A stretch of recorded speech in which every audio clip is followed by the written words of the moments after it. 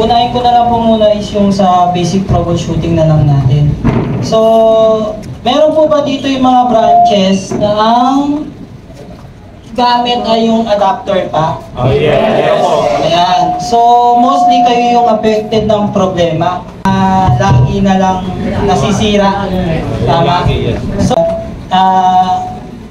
lagi nyo i-check yung adapter kung merong LED na ilaw.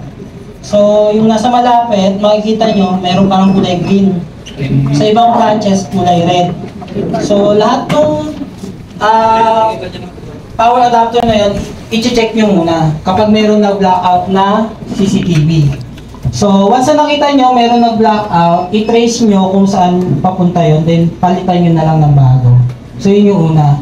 Second is yung na-check nyo, pero lahat ng power adapter merong LED. So, lahat may ilaw. So, ang next po nun is yung nasa likod, which is yung video balloon.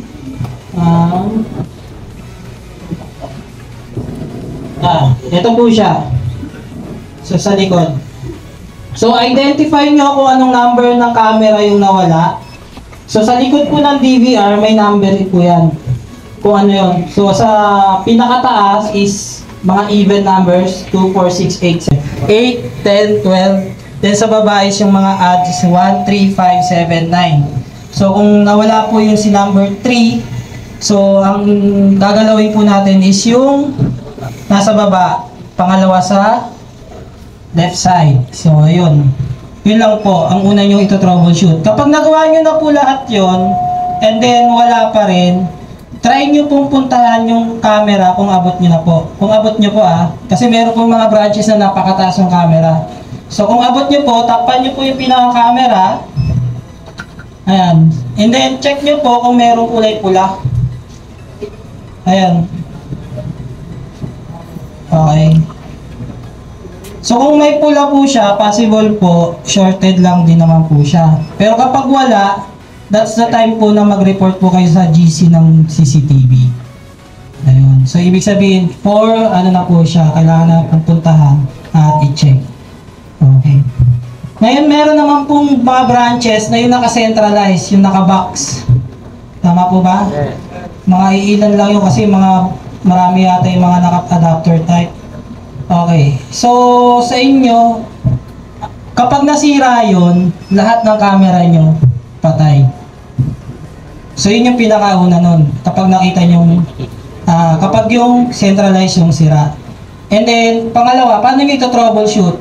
I-check nyo muna syempre yung pinaka, plug. Baka kasi lumuwag lang. So, i-check nyo sa mga outlet. And then yung pinaka, sinasaksakan niya, alam nyo yun, yung sa kulay green, ay parang gray o green. Idiin nyo lang. Then kapag nadiin nyo na, tapos wala pa ring LED indicator, kasi may LED indicator sa harapan, ayun, saan nyo na rin po i-report. Okay. Ngayon kapag meron naman pong power yung centralized adapter, doon po ulit kayo papunta sa video balloon. So kapag wala pong yung video balloon, galaw-galawin nyo lang po. Kapag nagalaw nyo na at wala pa rin, and then check nyo po yung camera, kung abot nyo, takpan nyo. Kapag meron pong LED yung camera, galawin nyo lang din po ulit. Kapag wala, that's the time na rin pong mag-report kayo sa GC ng Viber. Okay po.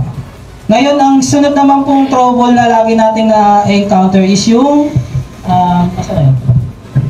Ito. UPS. Okay? So, may naririnig kayong tumutunog kapag sira siya, di ba? So, yun po yung unang indicator na sira po yung ating UPS. So, ano po yung gagawin natin kapag ganun? Alam ko meron na dito. Ayun, tama si Kuya. So, ina-direct po natin lahat nung... Teka. Okay po. So, itong site na to, nakasaksak sa outlet natin. Itong side na to. And then, itong side na tong mga to, dito po nakasaksak yung DVR, power supply, and then yung mga HDMI splitter natin and extender. Okay. So kapag tumutunog na po siya, lahat po nung nakasaksak sa likuran na ito, tanggalin nyo po. Tapos ilipat nyo po kung saan nakasaksak yung ito. Ngayon, paano kapag kulang yung outlet na pagsasaksakan nyo? Kasi katulad doon sa mga naka-adapter type, madami. So, syempre po, gamit na lang po kayo ng extension. I-extension nyo na lang po ng direct, tapos doon nyo na lang po isaksak. Okay po? Ngayon, kapag tumutunog na po siya, automatic, i-report nyo na po kaagad. So, para po mapahinto yung pagtunog, i-long press nyo lang po to, yung kanyang button. Pero may mga times po na hindi siya ma-long press, kasi po talagang pati yung circuit board niya sa loob ay sira na. So, hayaan nyo na lang siya, kusa na lang din siya mawawala yung tunog niya. Yun nga lang, medyo matagal at nakakairita po. Lalo na po yung nasa loob ng ano. Ayun, so okay na po tayo sa troubleshooting.